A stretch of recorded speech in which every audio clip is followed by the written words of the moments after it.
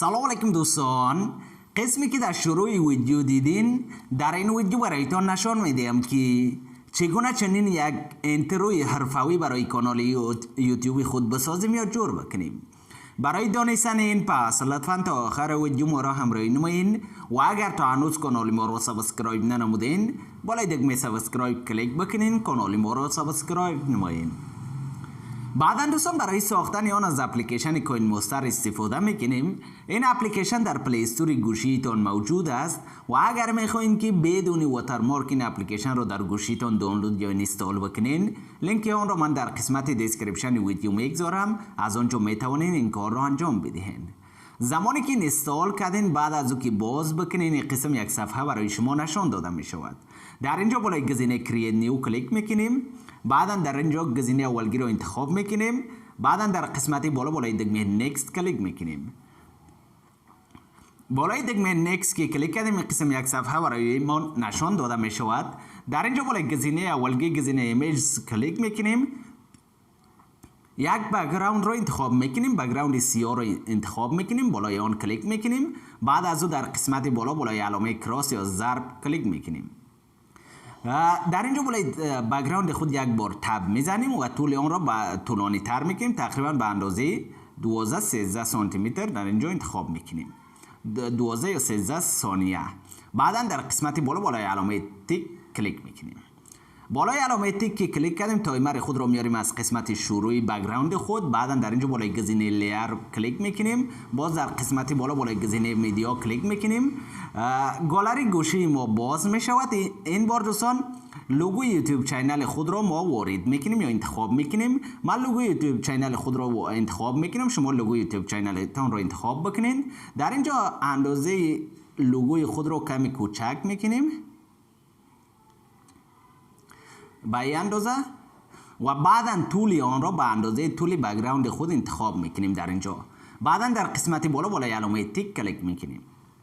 باز تایمر خود را از قسمت شروع میاریم، در قسمت شروع لوگوی خود قرار میدهیم. در اینجا بالای گزینه لیر کلیک میکنیم. بعدا در قسمت بالای گزینه میدیا کلیک میکنیم. دوستان این بار ویدیو تمپلیتی را که برای ساختن این اینترو استفاده میکنیم آن را انتخاب میکنیم. این تمپلیت را من در قسمت دیسکریپشن ویدیو میگذارم، از آنجا در گوشیتون دانلود بکنین و به همین طریقه که من میسازم شما هم به همین طریقه بسازین.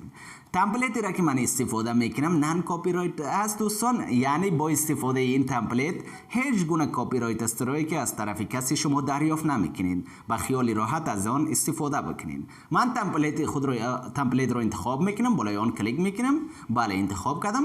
حال در اینجا بالای این آیکانی اسپلیت اسکرین کلیک میکنیم. بعدا در اینجا فول اسکرین رو انتخاب میکنیم، بالای از این کلیک میکنیم. بعدا در قسمت بالای علامه تیک یا علامه کلیک میکنیم.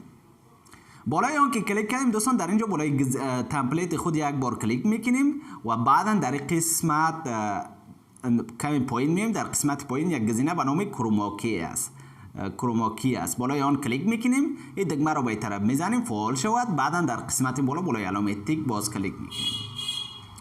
در اینجا کمی به این طرف حرکت میکنیم دوستان. در اینجا میبینید که گرین اسکرین تمپلیت ما گم شد، از بین رفت. در قسمت میبینید که لوگوی ما در مرکز دایره قرار نگرفته، در مرکز دایره که در قسمت هست. ما باید لوگوی خود را در مرکز آن برابر بکنیم. اگر لوگویتان بزرگ است خرد بکنید، اگر خرد است بزرگ بکنید. بالای لوگوی خود در اینجا من یک بار تب میزنم. بعد از آن را کمی بالا حرکت میدهم و در اینجا اندازه آن را برابر آن دایره میکنیم. اگر از شما بزرگ است خرد بکنید، اگر خرد است بزرگ.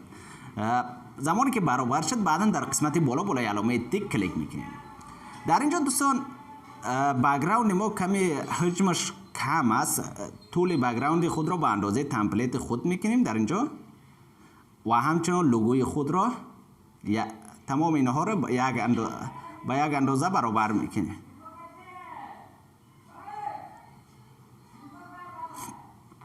بله دوستان،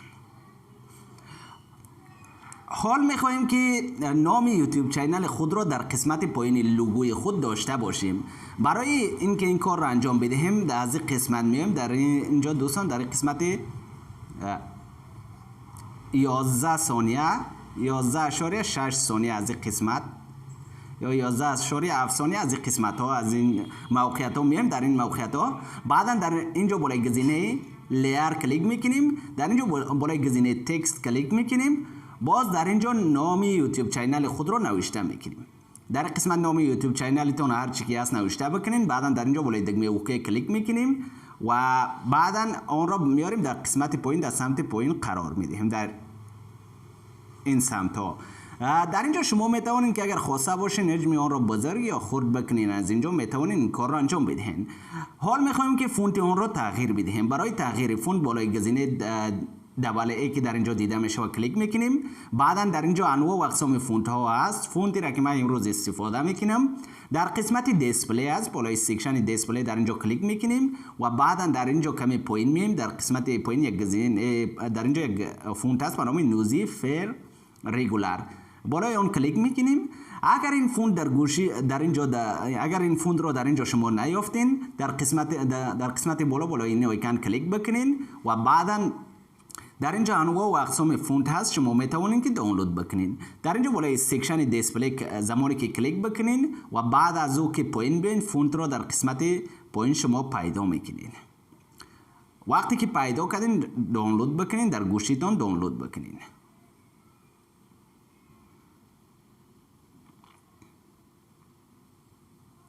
در اینجا فونت هست دوستان، بالای فونت که کلیک زمانی که کلیک بکنین بعدا در اینجا بالای دکمه دانلود کلیک بکنین، در گوشیتون دانلود میشه یا اینستال میشه. من قبلا اینستال کردم، نمیخوام اون رو پس دوباره دانلود بکنم. در اینجا بالای سیکشن دیسپلی کلیک میکنیم، بعدا در اینجا بالای گزینه فونت کلیک میکنیم، نوزی فیر رگولار بالای اون کلیک میکنیم. بعدا در قسمت بالای علامه کراس کلیک میکنیم، فونت انتخاب شد. رنگ فونت سفید است، با رنگ بک‌گراند ما قدر مشابهت ندارد. دوستان میخوایم که رنگ فونت رو تغییر بدهیم. برای تغییر رنگ فونت در اینجا بالای گزینه این آیکن کلیک میکنیم و بعدا در اینجا انواع و اقسام رنگ ها هست. هر رنگی را که خواسته باشین میتونین انتخاب بکنین. من به طور مثال رنگ سرخ رو انتخاب میکنم، بالای آن کلیک میکنم، بعد از اون در قسمت بالای علامه تیک کلیک میکنیم. تا اول میخوایم که اول طول این رو کمی خرد میکنیم دوستان، طول تکست خود را برابر تمپلیت خود میکنیم.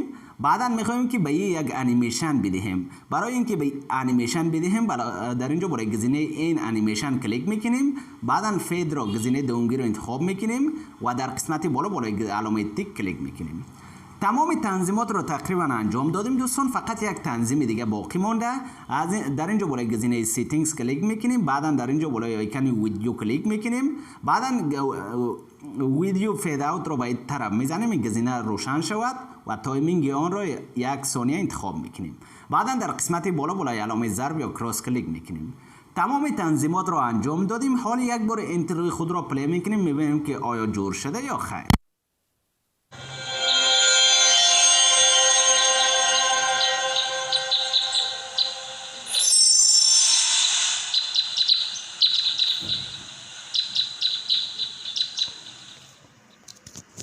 دوستان دیدین که چقدر حرفه‌ای و زیبا اینتروی ما به نظر می رسد. با این طریقه شما می توانید که اینتروی دلخواه خود را بسازین. برای اینکه این را در گالری گوشیتون سیو بکنین یا ذخیره بکنین، در قسمت بالای این آیکن کلیک بکنین، بعدا در اینجا های کوالیتی هر چی که کوالیتی بالا آن را انتخاب بکنین و در اینجا سی را انتخاب بکنین، در قسمت های را انتخاب بکنین، در قسمت پایین بالای دکمه سیو کلیک بکنین. این در گالری گوشی شما ذخیره میشه و بعد از او میتونین از آن استفاده بکنین. دوستان به این طریقه شما میتوانین که چنین اینتروی بسازین. تا ویدیوهای بعدی الله حافظتان.